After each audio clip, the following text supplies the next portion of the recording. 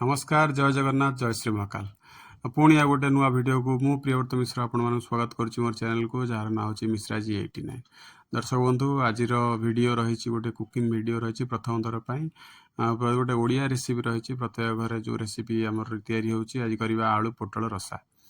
कौन कौन इनग्रेडिएंट्स रहिबो कौन एमिति स्वाद रहिबो निश्चित भाव आपण मैंने देखंतु एवं चैनल को जो मैंने नुआ आछंती सब्सक्राइब करंतु मिश्राजी 89 को भल भल वीडियो देखिया पई। चलन दर्शक बंधु आज केमिति प्रस्तुत कराऊँगी आपण मैंने देखिए एवं घरे करी खाइबे। प्रथमे पोटल एवं आलू को टिके डीप फ्राए कर नवा जेहेतु रसा करा जिवो तेणु करी पोटल और आलू को डीप फ्राए करबा तबे नडिया को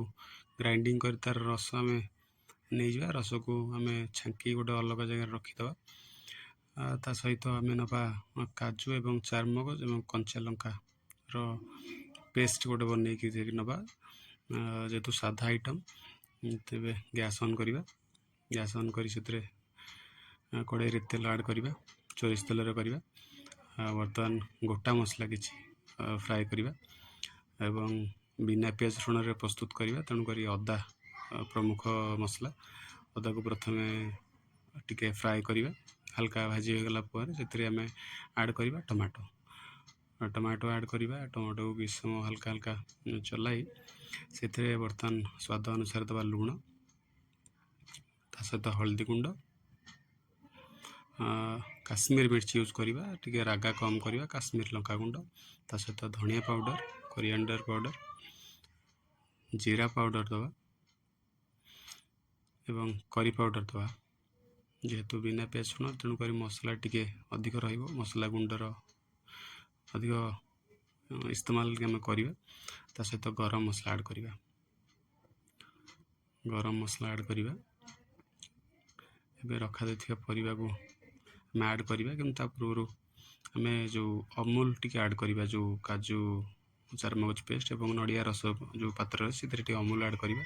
टिके मीठापण एवं टिके टेस्ट एनहांस करिया लगी जेहेतु सादा आइटम बर्तमान परिबा को मसला सहित बर्तमान गोलाई दबा एवं हल्का गोलाई ताकू टिके मिक्स करदे जो मसला रही आम परिया सहित ताकू टिके मिक्स करिया तापर आम जो प्रस्तुत कर रखी जो आमर अमूल काजू एवं नडिया रस ताकू सही पानी के दे आम हल्का हल्का चलाई दबा बर्तमान सब परिवार अमूल एवं काजू पेस्ट करी घोड़े देथिबा हल्का हल्का मझे काढ़ी ताकू चलाइबा एवं जो मसला रे जो परिवार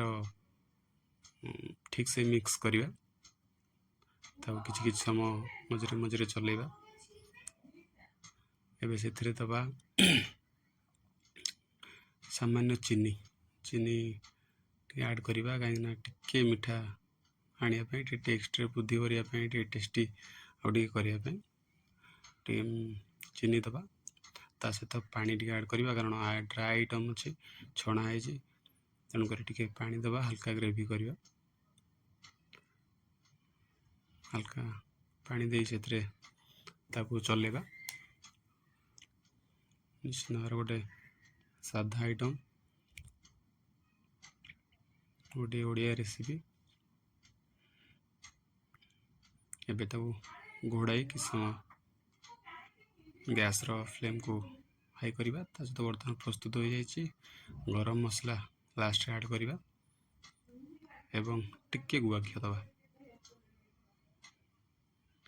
एति सहित आज प्रस्तुत होमर आलू पोटल रसा टे ओडिया। दर्शक बंधु आज भिडियोटी आपको केमी लगी निश्चित भाव में कमेंट कर जनइबे एवं